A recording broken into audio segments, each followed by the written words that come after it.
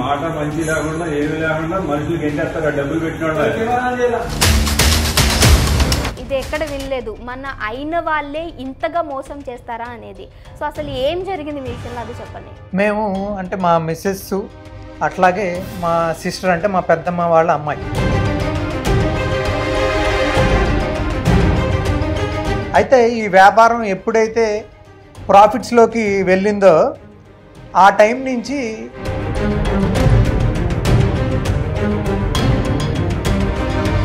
డబ్బులు చూశాక మేము ఎవరో అనుకోలే, డబ్బులు చూస్తే రిలేషన్లో కూడా ఈ రకంగా దుర్బుద్ధి పుట్టుద్దా అని. సిస్టర్ వాళ్ళ హస్బెండ్ పేరు మీద వీళ్ళు బ్రాండ్ పేరుని అతని పేరు మీద రిజిస్టర్ చేశారు. సూర్యదేవరాజయ్య అని అతని పేరు మీద రిజిస్టర్ చేశారు. అలా చేంజ్ అవ్వదు కదండి మీ పార్ట్నర్ ఉండగా.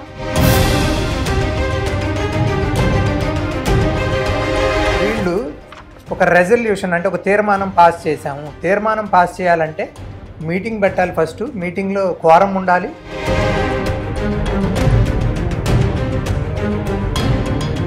మాకు బౌన్సర్లను పెట్టి దానిలోకి మేము వెళ్తుంటే బౌన్సర్లను పెట్టి రానియకపోవటం. వీళ్ళు మా ప్రాపర్టీని ఈ విధంగా మా సొంత వాళ్ళు అయ్యుండి కూడా ఈ విధంగా కబ్జా చేసి దీని తర్వాత వితిన్ 1 month స్పాన్లో ఒక బెనామీ కంపెనీ ఓపెన్ చేశారు. అంటే ఈరోజు మేము మీడియా ముందలకి ఎందుకు వచ్చామంటే కూడా మాలాగా ఇలాంటి వాళ్ళ బారిలో పడి వేరే ఇంకెవరూ కూడా మోసపోకూడదనే మేము ఈరోజు మీడియా ముందుకు వచ్చింది. నమస్తే, వెల్కమ్ టు ఆదాన్. నేను మీ యాంకర్ రెబ్కా. ఇప్పటి వరకు ఆదాన్లో చాలా ప్రాబ్లమ్స్ గురించి మనం డిస్కస్ చేసుకున్నాం. అది ఫ్యామిలీ మ్యాటర్సే కావచ్చు, ఎవరైనా ఫ్రాడ్ చేసినప్పుడు వాళ్ళకు వచ్చిన ఇబ్బందుల గురించి, ఇలాంటివి సమాజానికి ఎంత యూజ్ అవుతాయి అనేది చాలా వరకు మేము తీసుకురావడం జరిగింది. అయితే ఈ రోజు కూడా అలాంటి ఒక కేసుతోనే నేను మీ అందరి ముందుకు వచ్చాను. ధరణి గారు, మౌనిక గారు. అయితే వాళ్ళ విషయం విన్నప్పుడు నాకు చాలా బాధ అనిపించింది. అరే ఇలాంటి వాళ్ళు కూడా ఉన్నారా, ఒక్కవేళ మీరు కూడా అలాంటి ప్రాబ్లమ్స్ ఏమైనా ఫేస్ చేయబోతున్నారేమో, ఒక జ్ఞానం ఉంటుంది చూసే వాళ్ళకి అన్న ఒక ఇంటెన్షన్తోనే నేను తీసుకొచ్చాను. సో అసలు విని ఏం జరిగింది అని తెలుసుకుందాం. నమస్తే అండి. నమస్తే అండి. ధరణి గారు, మౌనిక గారు. అయితే మీ విషయానికి వస్తే ఇది ఎక్కడ వినలేదు మన అయిన వాళ్ళే ఇంతగా మోసం చేస్తారా అనేది. సో అసలు ఏం జరిగింది మీ విషయంలో అది చెప్పండి. మేము అంటే మా మిస్సెస్ అట్లాగే మా సిస్టర్ అంటే మా పెద్దమ్మ వాళ్ళ అమ్మాయి. ఈవిడ పేరు మౌనిక, అట్లానే మా పెద్దమ్మ వాళ్ళ అమ్మాయి పేరు సూర్యదేవర శ్రీలక్ష్మి. వీళ్ళిద్దరూ కలిపి ఒక బార్బిక్యూ హాలిక్ అనే ఒక రెస్టారెంట్ని 2022లో July 13th ఓపెన్ చేశాం. ఆ రెస్టారెంట్కి రన్ చేయడానికి వాళ్ళ హస్బెండ్ బ్యాక్ ఎండ్ నుంచి, అట్లాగే వీళ్ళ హస్బెండ్ అయిన నేను బ్యాక్ ఎండ్ నుంచి లేడీస్ ఇద్దరిని సపోర్ట్ చేస్తూ అట్లా బిజినెస్ని సక్సెస్ఫుల్గా తీసుకెళ్ళాం మేము. అయితే స్టార్టింగ్లో మాకు ఎటువంటి గొడవలు కానీ అట్లాంటివి ఏం లేవు. ఏమైనా చిన్న చిన్న మనస్పర్ధలు అది అందరికీ ఉండే, ఏమైనా ఉంటే అట్లాంటివి ఉన్నాయి. అయితే ఈ వ్యాపారం ఎప్పుడైతే ప్రాఫిట్స్లోకి వెళ్ళిందో ఆ టైం నుంచి కావాలని గొడవ పెట్టుకునే ఇదిగా మాతో గొడవ పెట్టుకొని మమ్మల్ని బయటికి పంపించేయాలనే ఆలోచన వచ్చింది వాళ్ళకి. అయితే ధరణి గారు, మీరు అన్నారు ప్రాఫిట్స్ వచ్చినప్పటి నుంచి అని. అయితే ఎప్పుడు ప్రాఫిట్స్ స్టార్ట్ అయ్యాయి? మీరు స్టార్ట్ చేసిన ఎన్ని మంత్స్ తర్వాత? మాకు ఫస్ట్ ఒక 1 month ఏమో ఒక 3 lakhs అట్లా మా చేతి అమౌంటే పడినాయి దానికి, బిజినెస్ మా బార్బిక్యూ హాలిక్ అనే రెస్టారెంట్కి. దాని తర్వాత 2nd month నుంచి దాని డబ్బులు దానికి రావటం, అట్లా 3rd month నుంచి కొంత రావటం, అట్లా ఒక 4-5 months అయ్యేసరికి ప్రాఫిట్స్ అనేవి బాగానే రావటం స్టార్ట్ అయింది. మాది ఎందుకంటే ఇది కొండాపూర్లో ఉంటుంది రెస్టారెంట్ ఇది. సో ఐటీ ఫీల్డ్ ఇవి ఎక్కువ ఉండటం మూలంగా మాకు పెట్టిన దగ్గర నుంచి మేము బాగా రష్ ఎక్కువ ఉండేది మాది. అది టేస్ట్ అయ్యి బాగోవటం మూలంగా, దీని మూలంగా బాగా మా ఎఫర్ట్స్ కూడా బాగా పెట్టడం మూలంగా బాగానే సక్సెస్ అయింది. ఈ రెస్టారెంట్ పెట్టాలనే ఐడియా ఎవరిది సార్? అంటే మా కజిన్కి జిస్మత్ అనే ఒక రెస్టారెంట్ గ్రూప్ ఉందండి. వాళ్ళది దాదాపు ఒక 25 branches ఉన్నాయి జిస్మత్ అని. వాళ్ళకి ఒక 2-3 branches వాళ్ళ ఓన్ ఉన్నాయి, మిగతా ఈ జాయింట్ వాళ్ళ పార్ట్నర్షిప్ కానీ లేకపోతే ఫ్రాంచైజెస్ కానీ అట్లా more than 20 branches ఉన్నాయి. అట్లా వాళ్ళు సక్సెస్ అయ్యారు. సో మనం కూడా ఈ ఫీల్డ్లోకి వస్తే కొంచెం సక్సెస్ అవ్వచ్చు అనే ఇదిలో మేము ఫస్ట్ నేను అనుకొని మా ఫ్రెండ్తో స్టార్ట్ చేద్దాం అనుకున్నప్పుడు ఎందుకు ఫ్రెండ్తో మన ఫ్యామిలీయే కదా మనం స్టార్ట్ చేయొచ్చు అని వాళ్ళు శ్రీలక్ష్మి అనే ఆవిడ మా సిస్టరు టీచర్ కింద ప్రొఫెషన్ కింద జాబ్ చేస్తూ ఉంది ఇది స్టార్ట్ చేయకముందు. అట్లాగే మా బావ ఆయన అంటే వాళ్ళ హస్బెండ్ తను కూడా బ్యాంక్ ఆఫ్ అమెరికాలో జాబ్ చేస్తూ ఉన్నాడు ఎప్పటి నుంచో ఒక 8-9 ఇయర్స్ నుంచో 10 ఇయర్స్ నుంచో. అతనికి ఒక 2.5 lakhs 3 lakhs దాకా శాలరీ వస్తుంది. అట్లాగే మా మిసెస్ కూడా ఆవిడ ఒక ఐటీ ఎంప్లాయీగా వర్క్ చేస్తూ ఉంది దీని ముందల. అట్లా ఇద్దరికి మ్యూచువల్గా అనుకొని ఒక ఫుడ్ బిజినెస్ అయితే బాగుంటుంది అనుకొని స్టార్ట్ చేసాం. అట్లా స్టార్ట్ చేసి ఏం పెడదాం ఏంటి ఫుడ్లో చాలా ఉన్నాయి హోటల్స్లో మంది అని లేకపోతే ఇంకొకటని మల్టీ క్యూజిన్ అని అట్లా బార్బీక్యూ అని స్టార్ట్ చేద్దామని చెప్పి స్టార్ట్ చేసాం. ఓకే, ఎంత పెట్టారు సార్ అమౌంట్? దాదాపు మేము ఒక 60 lakhs చేంజ్ 70 దాకా పెట్టాము. అట్లాగే వాళ్ళు కూడా మాకన్నా ఒక కొంత ఇన్వెస్ట్ చేసి వాళ్ళు అదే ఇదిగా ఇన్వెస్ట్ చేశారు అమౌంట్. మాది ఒక 40% షేరు, వాళ్ళది ఒక 60% షేర్ దాంట్లో. ఓకే, 40% అంటే మా ఇద్దరిది కలిపి దాదాపు ఒక పెట్టుబడి స్టార్టింగ్లో 1.5 కోటి దాకా అయింది సుమారుగా ఒక రెస్టారెంట్ స్టార్ట్ చేయడానికి. 1.5 కోటి పెట్టి చేశారంటే చాలా పెద్ద ఎత్తున చేశారు. సో మరి ఎందుకు వాళ్ళకి ఆలోచన వచ్చింది మిమ్మల్ని తప్పించాలి అనే ఆలోచన ఎందుకు స్టార్ట్ అయిందంటారు? అంటే వాళ్ళకి ఏజ్ అయిపోతుంది అంటే మాకన్నా వాళ్ళు ఒక 10 years అట్లా పెద్దోళ్ళు, అంతకన్నా ఎక్కువ కూడా వయసు ఉండొచ్చు. సో మా ఏజ్ ఎక్కువ అయిపోతుంది, మేము ఇంకా ఎక్కువ సంవత్సరాలు కష్టపడలేము ఒక 10 years కన్నా. సో అని వాళ్ళకి ఏదో దుర్బుద్ధి పుట్టి డబ్బులు చూసాక మేము ఎవరో అనుకోలే డబ్బులు చూస్తే రిలేషన్లో కూడా ఈ రకంగా దుర్బుద్ధి పుట్టుద్దా అని. అట్లా ప్రాఫిట్స్ రాగానే వాళ్ళకి నిదానంగా స్టార్ట్ అయ్యి మేము ఏం చేసామంటే ఒక 4-5 months తర్వాత ఎప్పుడైతే ప్రాఫిట్స్ స్టార్ట్ అయినాయో దాని తర్వాత మాకు పక్కనే ఖాళీ స్పేస్ ఒకటి ఉంది మా రెస్టారెంట్కి ఆనుకొని మా బిల్డింగ్లోనే. అయితే ఎప్పుడైతే ప్రాఫిట్స్ రావడం స్టార్ట్ అయినాయో మేము ఎక్స్టెన్షన్కి వెళ్దామని అనుకున్నాం. ప్రాఫిట్స్ వస్తేనే కదండి ఎక్స్టెన్షన్కి వెళ్ళేది, లేకపోతే లాస్లో ఉంటే ఇంకా లాస్ రావాలని వెళ్ళాం కదా. సో అట్లా ఎక్స్టెన్షన్కి వెళ్ళేటప్పుడు ఏం జరిగిందంటే అప్పటికి మాకు అకౌంట్లో ఒక 28 lakhs అమౌంట్ ఉన్నాయి నవంబర్లో.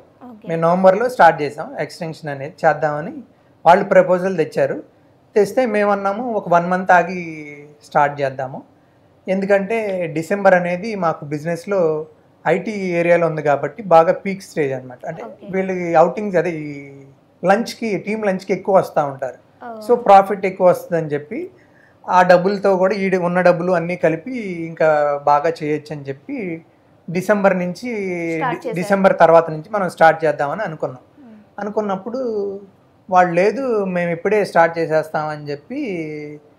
అంటే మేము చేసిన పొరపాటు ఏంటంటే పొరపాటుని కాదు, బేసిక్గా నెట్ బ్యాంకింగ్ అనేది తన చేతిలో ఉంది.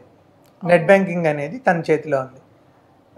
బ్యాంకింగ్ తన చేతిలో ఉండటం అంటే ఇప్పుడు ఇద్దరు మెయింటైన్ చేయడం కష్టం కదండి. ఇప్పుడు నెట్ బ్యాంకింగ్ అంటే ఓటీపీలని ఇవన్నీ వస్తూ ఉంటాయి. వచ్చినప్పుడు ఇద్దరికి ఓటీపీలు ఎట్లా వస్తాయి? మ్యూచువల్గా తీసుకోవచ్చు అనుకుంటా కదా, అది చెక్ పవర్ అట్లా తీసుకోవచ్చు. నెట్ బ్యాంకింగ్ ఇద్దరు ఎట్లా చేయగలరండి? ఇప్పుడు తిని ఒక పేమెంట్ చేస్తారు, అట్లాగే ఆవిడ ఒక పేమెంట్ తెలియకుండా పేమెంట్ ఇద్దరికి ఒకరికే చేస్తారు అనుకోండి, అట్లా ఇబ్బంది కదా అని చెప్పి సరే తనకే నెట్ బ్యాంకింగ్ వాళ్ళకి ఇచ్చాం. నెట్ బ్యాంకింగ్ వాళ్ళకి ఇచ్చినప్పుడు వాళ్ళు ఇట్లా ఇవన్నీ మిస్యూజ్ చేయడం స్టార్ట్ అయింది. ఎప్పుడైతే ప్రాఫిట్స్ వస్తున్నాయో ఇట్లా ఎక్స్పాన్షన్కి వెళ్దాం అనుకున్నామో వాళ్ళు అన్నారు మేము ఇప్పుడే ఈ మంత్ నుంచే స్టార్ట్ చేసేస్తామని. మేము వద్దన్నా కూడా ఇప్పుడు ఏదైనా స్టార్ట్ చేయాలంటే ఎక్స్పాన్షన్ కానీ ఇంకొకటి కానీ మ్యూచువల్ అండర్స్టాండింగ్, ఇద్దరు అండర్స్టాండింగ్ ఉండాలి. అట్లా లేకుండా వాళ్ళు ఒక ప్లాన్ చేసుకున్నారు ముందులే. ఆ ప్లాన్ ఏంటంటే నేను చెప్తాను. సో మనం ఒక 1 month ఆగుదాం అన్నా కూడా లేకుండా స్టార్ట్ చేసి వాళ్ళ ఇష్టం ఉన్నట్టు స్టార్ట్ చేసేసి పనులన్నీ కూడా జరుపుతూ ఉన్నారు. ఎందుకంటే అకౌంట్స్ మరి పేమెంట్స్ అన్నీ వాళ్ళ చేతిలో ఉన్నాయి కాబట్టి వాళ్ళు ఇష్టం వచ్చినట్టు చేస్తూ ఉన్నారు. అప్పటికి కూడా దీంట్లో డబ్బులు ఉంటానే ఉన్నాయి. డిసెంబర్ అయిపోయింది, జనవరి వచ్చేసరికి ఒకేసారి అంటే దాంట్లో డబ్బులు ఎలాగైనా సరే ఖర్చు పెట్టేయాలనే ఉద్దేశంతో 5 months శాలరీ ఒకేసారి ఈవిడికి కొంత, అట్లాగే మా సిస్టర్ ఆవిడ 5 months శాలరీ ఒక 50,000 చొప్పున ఆవిడ శాలరీ వేశారు. వేసి తర్వాత వాళ్ళ హస్బెండ్ అకౌంట్కి కూడా డబ్బులు ట్రాన్స్ఫర్ చేసుకున్నారు ఆవిడ. ఎందుకు? ఆయన పార్ట్నర్ కాదు కదా. పార్ట్నర్ కాదు, తనేదో అంటే దీంట్లో పార్ట్ టైం జాబ్ చేస్తున్నాడని. అంటే ఇప్పుడు మాకు 2 monthsకి తెలిసింది. బేసిక్గా ఏంటంటే ఏ రోజు ఖర్చులు ఆ రోజు మాకు వాట్సాప్లో గ్రూప్లో వస్తాయి. ఇప్పుడు సరుకులు వచ్చినాయి కానీ లేకపోతే చిన్న చిన్న ఖర్చులు పెట్టినాయి కానీ, ఇది ఆ గ్రూప్లో వీళ్ళు తను పెట్టలేదు. క్లియర్ అకౌంట్ చూసుకునేటప్పుడు దాంట్లో తన పేరు మీద డబ్బులు ట్రాన్స్ఫర్ అయ్యి ఉన్నాయి, దాదాపు ఒక 2 lakhs చేంజ్ దాకా. ఏంటి ఎంత అమౌంట్ మీ హస్బెండ్ పేరు మీదకి ట్రాన్స్ఫర్ అయినాయి అంటే, తను దీంట్లో పార్ట్ టైం జాబ్ చేస్తున్నాడని తను మాకు చెప్పడం జరిగింది. అంటే మాకు తెలియకుండా తను పార్ట్ టైం జాబ్ చేయటం. అప్పటికైనా మీకు డౌట్ రాలేదా ఏదో నడుస్తుంది ఇక్కడ అని? మాకు ఎప్పుడైతే ప్రాఫిట్స్ రావటం స్టార్ట్ అయినాయి అప్పటి నుంచి వాళ్ళ బిహేవియర్ మారింది. ఓకే. మాకు అప్పటి నుంచి అర్థమవుతా ఉన్నా కానీ మరి రిలేషన్లో ఇప్పుడు ఒకళ్ళు చొక్కాలు ఒకళ్ళు పట్టుకొని ఆ రకంగా మనం బిహేవ్ చేయలేం కదా. ఇప్పుడు ఎవరొకళ్ళు సర్దుకోవటం బెటర్. లేదంటే కనుక ఏమన్నా కొంచెం గొడవలు పెద్ద అయినప్పుడు ఏమన్నా పేరెంట్స్ వచ్చి సర్దు చెప్తారనో లేకపోతే కొంచెం సర్దు చెప్పుకునే ఇది బాగా ఉంటుందని చెప్పి గొడవ పెట్టుకున్నది ఏమీ లేదు. అట్లా ఈ విషయం వీళ్ళు మాకు ఎప్పుడైతే ప్రాఫిట్స్ స్టార్ట్ అయినాయి డిసెంబర్ నెలలో మా సిస్టర్ వాళ్ళ హస్బెండ్ పేరు మీద వీళ్ళు బ్రాండ్ పేరుని అతని పేరు మీద రిజిస్టర్ చేశారు. సూర్యదేవరాజయ్య అని అతని పేరు మీద రిజిస్టర్ చేశారు. అలా చేంజ్ అవ్వదు కదండి మీ పార్ట్నర్ ఉండంగా? అంటే కంపెనీ పేరు వేరే ఉంటుందండి, దాంట్లో వేరే 2 పార్ట్నర్స్. కాకపోతే బ్రాండ్ అంటే హోటల్ పేరు బార్బిక్యూ హాలిక్ అని ఉంది కదా, ఆ బ్రాండ్ పేరుని కంపెనీ పేరు అంటే వీళ్ళిద్దరి పేరు మీదే ఉండాలి, కంపెనీ పేరు మీదే ఉండాలి. ఆ కంపెనీ పేరు మీద రిజిస్టర్ చేయకుండా వాళ్ళ సొంత పేరు మీదకి మార్చుకున్నారు. అంటే సొంత పేరు మీదకి అప్లై చేయడం జరిగింది, ట్రేడ్ మార్క్ అనేది. మనం ఒక 20 రోజుల తర్వాత చూసి మేము అతను పర్సనల్ పేరు మీద పెట్టడం కరెక్ట్ కాదు అని దానికి వేరే కోరం ఒకటి ఉంది. దానిలో మేము వీళ్ళిద్దరి పేరు మీద కంపెనీ పేరు మీద చెందాలి ఇది అని చెప్పి అప్పుడు అప్లై చేసాం. అంటే అతన్ని అపోజ్ చేసాం. అతను పెట్టిన ప్రపోజల్కి మేము అపోజ్ చేసి ప్రపోజల్ పెట్టాం. అది ఇంకా నడుస్తూ ఉంది. అది కూడా ఒక కోర్టు లాగా అది కూడా నడుస్తూ ఉంటుంది అట్లా. అయితే ఇది ఎందుకు చేస్తున్నారు అంటే అతని పేరు మీద పెట్టుకోవడం మూలంగా లాభం ఏంటి అంటే, మీకు ఇందాక చెప్పినట్టుగా వీళ్ళు ఫ్రాంచైజెస్ ఇద్దామనే ఉద్దేశంతో ఫ్రాంచైజెస్ ఇస్తే మరి అంటే ఫస్ట్ మనం రెస్టారెంట్ పెట్టి అది క్లిక్ అయిందంటే ఇద్దరు కష్టపడి ఇద్దరు క్లిక్ చేస్తేనే దాని క్రెడిట్ ఇద్దరికి వెళ్ళుద్ది. అయితే వీళ్ళు దురుద్దేశంతో ఎప్పుడైతే ప్రాఫిట్ స్టార్ట్ అయినాయో ఇంకా దుర్బుద్ధి పుట్టి ఫ్రాంచైజీస్ ఇస్తే ఆ దాని నుంచి గుడ్ విల్ వస్తుంది, లేకపోతే మనం కొంత షేర్ తీసుకుంటాం. అవన్నీ కూడా వాళ్ళకే వెళ్ళాలనే దురుద్దేశంతో వాళ్ళ పేరు మీద ఈ బ్రాండ్ని రిజిస్టర్ చేసుకోవడం జరిగింది. అంటే రిజిస్టర్ చేసుకోవడం కోసం ట్రై చేయడం జరిగింది. మీరున్నప్పుడు ఫ్రాంచైజ్ ఏమన్నా వచ్చాయా? మేము ఉన్నప్పుడు అంటే ఈ రష్ ఎక్కువ అవుతూ ఉంటుంది కదా, ఆ రష్ చూసి మాకు ఫ్రాంచైజెస్ కావాలని చెప్పి చాలామంది అడగటం జరిగినప్పుడు సరే అండి కొంచెం మాకు టైం కావాలి, మేము ఇప్పుడే కదా స్టార్ట్ చేసింది, మాకు కొంత ఎక్స్పీరియన్స్ గెయిన్ చేస్తున్నాం, మేము త్వరలోనే మీకు అనౌన్స్ ఇస్తామని మేము చెప్పడం జరిగింది. అట్లాగే మరి వాళ్ళు కూడా చెప్పడం జరిగింది. కానీ వాళ్ళు వాటిని ఉపయోగించుకున్నారు. ఇప్పుడు ఈ రోజున వాళ్ళందరినీ గ్యాదర్ చేసి వాళ్ళతో డబ్బులు పెట్టేయటం కానీ అట్లా చేసి వాళ్ళు క్యాష్ చేసుకుందాం అనుకునేది వాళ్ళ ఉద్దేశం. ఓకే, ఇప్పుడు మీరు మోసపోయాము అని అంటున్నారు. ఏ రకంగా మోసపోయారు అంటే మీరు పెట్టిన అమౌంట్ తీసుకున్నారా, మీకు అమౌంట్ సరిగ్గా ఇవ్వలేదా, లేదు అని అంటే మిమ్మల్ని హోటల్ నుంచి వద్దు అన్నారా, వెళ్ళిపోమని చెప్పడం జరిగిందా? అసలు మీకు ఏం న్యాయం కావాలనుకుంటున్నారు?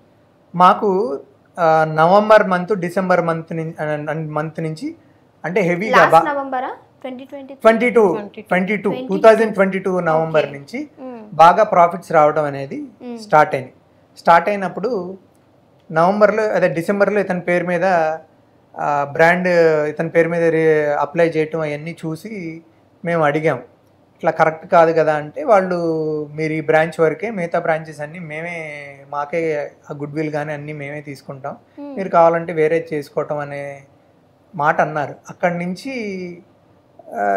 చిన్న డిస్టర్బెన్సెస్ స్టార్ట్ అయినాయి. అంతేగాని ఏ రోజు కూడా మేము వాళ్ళని తిట్టడం కానీ అంటే వాళ్ళు తప్పు పని చేస్తున్నారు. ఏది ఇట్లా బ్రాండ్ తీసుకోవటం అంటే మరి దాదాపు మా ప్రాపర్టీ మొత్తం అంటే ఆ హోటల్ మొత్తం వాళ్ళు తీసుకున్నట్టే లెక్క. రేపు వచ్చి మాకు గుడ్ విల్ పే చేయండి మీరు అని అడిగారు అనుకోండి, మరి గుడ్ విల్ పే చేయాలి అని వాళ్ళ హస్బెండ్ అడిగితే సో దాంట్లో ఎంత ప్రాఫిట్ వస్తుందో అంత ప్రాఫిట్ చూసి మా దగ్గర అంత గుడ్ విల్ కావాలని అడుగుతాడు అతను. అడిగినప్పుడు మరి అంత గుడ్ విల్ మేము పే చేయకపోతే మరి మేము మూసుకోవాలి రెస్టారెంట్, లేదంటే వేరే పేరు పెట్టుకోవాలి. వేరే పేరు పెట్టాలంటే మరి ఆవిడ సంతకం పెట్టి ఇద్దరు ఒపీనియన్తో పేరు మార్చాలి. ఆవిడేం మరి ఆ ఉద్దేశం ఉన్నప్పుడు వాళ్ళు మార్చరనే కదా దాని ఉద్దేశం, పేరు మార్చరనే కదా ఉద్దేశం. సో అట్లా వాళ్ళు మాతో ఇట్లా దీని గురించి ఫ్రాంచైజీస్ గురించి మాట్లాడటం జరిగింది. మేము దాన్ని ఒప్పుకోకపోయేసరికి వీళ్ళు ఏం చేశారంటే మాకు ఒక ఎక్స్పెల్షన్ అంటే మిమ్మల్ని ఈ కంపెనీ నుంచి తీసేసాము, ఈ కంపెనీ నుంచి మిమ్మల్ని తీసేసి మేము వేరే పార్ట్నర్ని పెట్టుకున్నామని చెప్పి మాకు ఒక ఎక్స్పెల్షన్ అనే వీళ్ళు ఏం చేశారంటే ఒక రెజల్యూషన్ పాస్ చేసాము. కంపెనీలో రెజల్యూషన్ అని ఉంటుంది. రెజల్యూషన్ అంటే జనాలకు అర్థం కావాలంటే తీర్మానం అని అర్థం. మీతో డిస్కస్ చేయకుండా తీర్మానం చేయొచ్చా వాళ్ళు? చేయకూడదు. నేను దాని ప్రొసీజరు అవి కూడా మీకు నేను క్లియర్ కట్గా ఎక్స్ప్లెయిన్ చేస్తాను. అంటే నేను జనాలకు అర్థం అవటం కోసం అని చెప్పి తెలుగులో చెప్తున్నాను. తీర్మానం అని మన ఇప్పుడు అసెంబ్లీలో కానీ పార్లమెంట్లో కానీ సెషన్స్ జరుగుతాయి, దానిలో అన్నీ కూడా పాస్ చేసేవన్నీ కూడా తీర్మానాలు. సో ఇంగ్లీష్లో దాన్ని రెజల్యూషన్ అని అంటారు. సరే ఈ కంపెనీలో యాజ్ పర్ కంపెనీ లా 2013 మా అగ్రిమెంట్లో కూడా ఉంది. మీటింగ్స్ అనేవి ఎట్లా కండక్ట్ చేయాలంటే 2013 కంపెనీ లా ప్రకారం మీటింగ్స్ కండక్ట్ చేయాలి.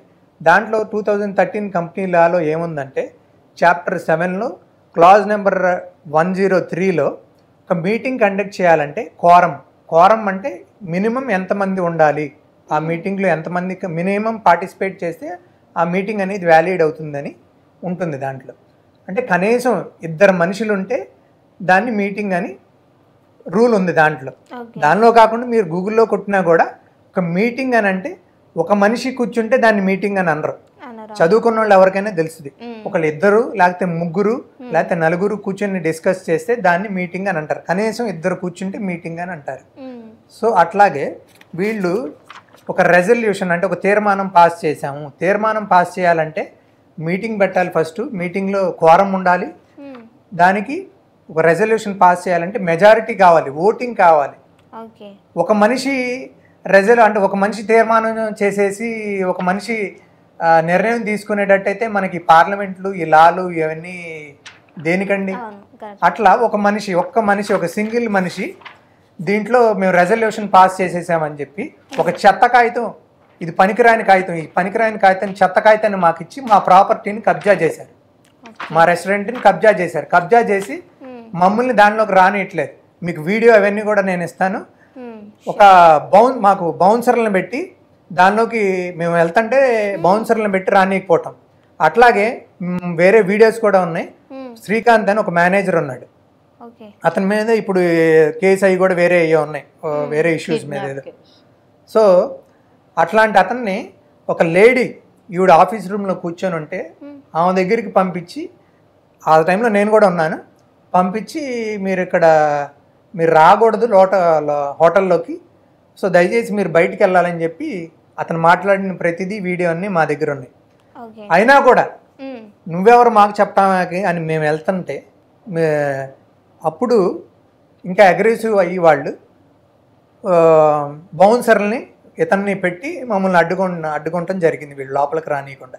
అట్లాగే మేము స్టేషన్కి వెళ్ళి కంప్లైంట్ ఇచ్చాం. కంప్లైంట్ ఇస్తే అక్కడ కూడా వీళ్ళు పొలిటికల్ పవర్ యూజ్ చేసి, వీళ్ళకి పొలిటికల్ ఇన్ఫ్లుయెన్స్ బాగా యూజ్ చేస్తారు. పొలిటికల్ కొంతమంది ఉన్నాయిలేండి, తర్వాత నేను బయట పెడతాను అవన్నీ కూడా. అట్లా యూజ్ లేదు. మాకు 1 వీక్లో మీ ఎఫ్ఐఆర్ సంథింగ్ ఏదో అయిందని చెప్పి మాకు టెక్స్ట్ మెసేజ్ కూడా వచ్చింది. ఆ ఎఫ్ఐఆర్ మేము పెట్టిన ఎఫ్ఐఆర్ కాపీకి ఇచ్చిన అక్నాలెడ్జ్మెంట్ ప్రతిదీ మా దగ్గర ఉన్నాయి. ఓకే, సో ఎక్కడ ఫైల్ చేశారండి? మాదాపూర్ పోలీస్ స్టేషన్లో ఫైల్ చేశాం. ఓకే, పోలీస్ వాళ్ళ దగ్గర నుంచి ఎలాంటి యూజ్ లేదు, ఎలాంటి రెస్పాన్స్ లేదు, ఎలాంటి యూజ్ లేదండి. బౌన్సర్ పెట్టి బయటకు నెట్టించారు. మీకు ఇప్పుడు చూస్తారుగా ప్రతిదీ కూడా ఫోటోలు వీడియోలు ప్రతిదీ ఉన్నాయి. అయితే అంత ప్రూఫ్ మీ దగ్గర ఉంది. ఓకే, సో అయితే మీరు ఏదైతే అమౌంట్ పెట్టారో అది మీరు రిటర్న్ కావాలని అడగడం జరిగిందా వాళ్ళని? బేసిక్గా రిటర్న్ కావాలని కాదు, మా హక్కు ఉంది, మాది, మేము కష్టపడి పెట్టాం కాబట్టి మాదని మేము ఫైట్ చేస్తున్నాం. డబ్బుల సంగతి తర్వాత, మా డబ్బులు మాకు రావాలనే సంగతి తర్వాత, మా హక్కు అంటే అది మా ప్రాపర్టీ కాబట్టి మా ప్రాపర్టీ మాకు ఉండాలని చెప్పి మేము ఈరోజు ఫైట్ చేయడం కానీ, మీ ఇప్పుడు దీనికి మీ ముందరికి రావటం కానీ, ఈ కోర్టులో కూడా మేము ఫైల్ చేసాం, కోర్టులో కూడా నడుస్తుంది, కోర్టులో కూడా ఫైల్ చేసే దాని గురించి. ఓకే, ఎన్ని మంత్స్ అవుతుందండి ఇది? దాదాపు 7 months అవుతుందండి. 7 months నుంచి కూడా ఇది నడుస్తూ ఉంది, కోర్టులో కానీ ఇక్కడ బయట కానీ ఇట్లా నడుస్తూ ఉంది. అంటే రిలేటివ్స్ అన్నారు కదా, అక్క అన్నారు. మా సొంత పెద్దమ్మ కూతురేనండి, సూర్యదేవర శ్రీలక్ష్మి అనే ఆవిడ మా సొంత పెద్దమ్మ కూతురే. ఓకే, మరి ఇద్దరం కలిసి పెరిగిన వాళ్ళకి తప్పు అని చెప్పడం జరిగిందా? వీళ్ళు మా ప్రాపర్టీని ఈ విధంగా మా సొంత వాళ్ళు అయ్యుండి కూడా ఈ విధంగా కబ్జా చేసి, దీని తర్వాత within 1 month స్పాన్లో ఒక బెనామీ కంపెనీ ఓపెన్ చేశారు. ఈ సూర్యదేవర అజయ్ అంటే మా అక్క వాళ్ళ హస్బెండ్, వాళ్ళ బాబాయ్ పేరు మీద. అట్లాగే ఇప్పుడు ఏ విధంగా అయితే మమ్మల్ని తొలగించి ఇంకొక పార్ట్నర్ని ఈ బిజినెస్లోకి తీసుకున్నామని అంటున్నారో, ఆవిడ ఒక లేడీ తన్ని వాళ్ళ బాబాయ్ని ఇద్దరిని పెట్టి ఒక బెనామీ కంపెనీ ఓపెన్ చేశారు. ఓపెన్ చేసి దాంట్లో ఇప్పుడు ఫైర్ స్టోన్ అని మన KBHPలో ఒక హోటల్ ఓపెన్ చేశారు. దాని మీద ఇప్పుడు బ్రాంచెస్ ఇస్తాము మేము, ఒక వితిన్ 2 years స్పాన్లో మేము దాదాపు ఒక 20 బ్రాంచెస్ ఓపెన్ చేస్తున్నామని చెప్పి మొన్న స్టేట్మెంట్ కూడా ఇచ్చారు. అది ఓపెన్ అయ్యి కూడా 2023 డిసెంబర్లో ఓపెన్ అయింది. ఓకే, అయితే మీరు ఇప్పుడు FIR పర్సన్ పైన చేశారా లేకపోతే హోటల్ పైన చేశారా? FIR అంటే మన ఇప్పుడు పర్సన్ పైన చేసామండి. పర్సన్ పైన ఇట్లా ఈ విధంగా చీటింగ్ చేశారు. అట్లాగే ఇప్పుడు ఈ ఫైర్ స్టోన్ అనే ఒక హోటల్ KBHPలో ఓపెన్ చేశారు. అట్లాగే ఇప్పుడు అదేదో మాస్టర్ బఫే, ఇండియా ఏదో లార్జెస్ట్ బఫే అని చెప్పి అది కూడా ఇప్పుడు గచ్చిబౌలిలో ఓపెన్ చేశారు. ఈ మంత్ ఓపెన్ చేస్తే మాకు ఈ కంపెనీ నుంచి బయటికి పంపించేటప్పుడు మేము మార్చి వరకు ఉన్నాం, అంటే ఫైనాన్షియల్ ఇయర్ అయ్యే వరకు ఉన్నాం కాబట్టి ఇన్కమ్ ట్యాక్స్ ఫైల్ చేస్తాం. ఫైల్ చేసేటప్పుడు మాకు ఆ బ్యాలెన్స్ షీట్ ఇచ్చి దాంట్లో మీకు లాస్ వచ్చింది కాబట్టి మీరు పెట్టిన పెట్టుబడి కన్నా కూడా ఇంకా తక్కువ డబ్బులు ఇస్తున్నాం, మీకు ఇక్కడి నుంచి వెళ్తే ఇంకా తక్కువ డబ్బులు వస్తాయి అని చెప్పి 58 లక్షలకి మీకు ఇచ్చేది 58 లక్షలే అని చెప్పి మాకు నోటీస్లో పంపించారండి. పంపించినప్పుడు అక్కడ లాస్ వచ్చినప్పుడు ఎవరైనా చూసుకోవచ్చు, వీక్లీ 3 days 4 days మాది వెయిటింగే ఉంటుంది, రెస్టారెంట్ విత్ ఇన్ వీక్లో 3 days 4 days వెయిటింగ్ ఉన్నప్పుడు కస్టమర్స్కి కూర్చోడానికి చైర్స్ లేనప్పుడు ఎట్లా ఏ విధంగా లాస్ వస్తుంది? ఒకవేళ లాస్ వచ్చినప్పుడు ఇప్పటికి సంవత్సరం అవలా మేము మాకు ఈ చెత్త కాగితం ఇచ్చి, పోయిన మేలో ఈ చెత్త కాగితం మాకు ఇచ్చి మాకు కబ్జా చేశారు. మా ప్రాపర్టీ కబ్జా చేసిన సంవత్సరం అవ్వలేదంటే ఇప్పుడు మే వస్తే సంవత్సరం అవుద్ది. విత్ ఇన్ సంవత్సరం లోపలే 2 ఎట్లా వస్తాయండి? లాస్ వస్తే ఇంకొకటి పెట్టగలమా మనం? దీన్ని ప్రాఫిట్స్లోకి తీసుకురావాలని చూస్తామా? ఉన్నదాన్నే ప్రాఫిట్స్లోకి తీసుకురావాలని చూస్తాం అంతే. అక్కడ ఇప్పుడు దాదాపు మేము దీంట్లో 1.5 కోటి పెట్టాము. ఫస్ట్ మేము పెట్టిన బార్బిక్యూ హాలిక్ అనే దాంట్లో, దాని తర్వాత ఇంకా ఎక్స్పాన్షన్కి వెళ్ళి ఒక 25 లక్షలు 28 లక్షలు అట్లా ఖర్చు అయినాయి. అంటే దాదాపు 1,70 1,80 దాకా ఖర్చు అయినాయి. వాళ్ళు ఇప్పుడు KPHPలో ఒకటి పెట్టారంటే దాదాపు మరి అది కూడా 1,82 కోట్ల దాకా అవ్వచ్చు. ఇప్పుడు గచ్చిబౌలిలో పెట్టారు, అది అసలు ఇండియాస్ లార్జెస్ట్ అంటున్నారు. మరి ఇండియాస్ లార్జెస్ట్ అన్నప్పుడు మరి దానికి ఒక 5 కోట్లు అన్న అయి ఉంటాయి సుమారుగా, 4 కోట్లు 5 కోట్లు. మరి ఇన్ని కోట్ల డబ్బులు ఎక్కడి నుంచి వస్తున్నాయి? అంటే ఇది ఎక్కడి నుంచి తీసుకొస్తున్నారు వీళ్ళు? ఇది ఎవరితో పెట్టిస్తున్నారా డబ్బులు, లేకపోతే ఏమన్నా బ్లాక్ మనీయా, లేకపోతే ఎక్కడి నుంచి వస్తుంది వీళ్ళ డబ్బులు? వీళ్ళకి అంత డబ్బులు లాస్ వచ్చిన అదే మోడల్ ప్రాపర్టీ, అదే మోడల్ బిజినెస్ని పెట్టి చేయాలంటే చాలా ఎవరో చేయరు అది. అంటే ఆయన లాస్ కోసం చేస్తున్నారా ఏంటి? ఇది లాస్ కోసం చేస్తున్నారంటే ఏమన్నా బ్లాక్ మనీ ఏమన్నా పెట్టి చేస్తున్నారా? ఇవన్నీ కూడా రేపు త్వరలోనే మేము అది కన్సర్న్ డిపార్ట్మెంట్ని కాంటాక్ట్ అయ్యి వాళ్ళ దగ్గర నుంచి కూడా ఎంక్వైరీ అవన్నీ కూడా త్వరలోనే చేపిస్తాము. ఇవన్నీ కూడా ఎందుకంటే ఈరోజు మేము మీడియా ముందులకి ఎందుకు వచ్చామంటే కూడా మాలాగా ఇలాంటి వాళ్ళ బారిలో పడి వేరే ఇంకెవరూ కూడా మోసపోకూడదనే మేము ఈరోజు మీడియా ముందుకు వచ్చింది. రేపు ఆ ఎంక్వైరీలు అన్నీ కూడా దానికోసమనే చేపిస్తాము. ఎందుకంటే ఇప్పుడు మేము ఎలా మోసపోయాం, వీళ్ళు ఏంటంటే ఇప్పుడు ఫ్రాంచైజీస్ ఇస్తామనో లేకపోతే మీ డబ్బులు మాకు ఇన్వెస్ట్మెంట్ పెట్టండి, మేము ఇన్వెస్ట్మెంట్ మాడ్యూల్లో బిజినెస్ చేస్తామనో, బయట వాళ్ళు డబ్బులు పెట్టించి వీళ్ళు మెయింటెనెన్స్ వీళ్ళు చేస్తామని అన్ని చేస్తానని డబ్బులు కలెక్ట్ చేస్తున్నారని నేను అనుకుంటున్నాను. ఆ విధంగా చేసినప్పుడు మమ్మల్నే ఈ రకంగా సొంత వాళ్ళని మమ్మల్ని ఈ రకంగా మోసం చేసినప్పుడు బయట వాళ్ళని మరి ఏ విధంగా మరి మోసం చేయరని అనుకుంటాం మనం? కరెక్టే.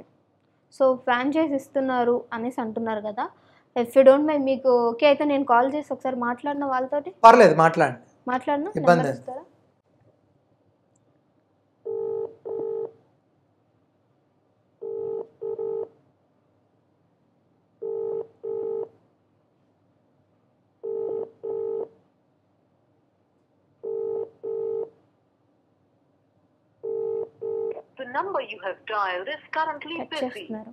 వాళ్ళు ఎత్తరండి, వాళ్ళు మీడియా అవునా ఇంకోటనో వాళ్ళు ఎత్తరు phone. Please text me.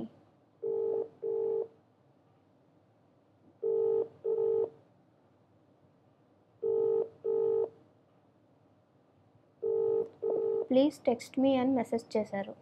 Call ring అవుతుంది.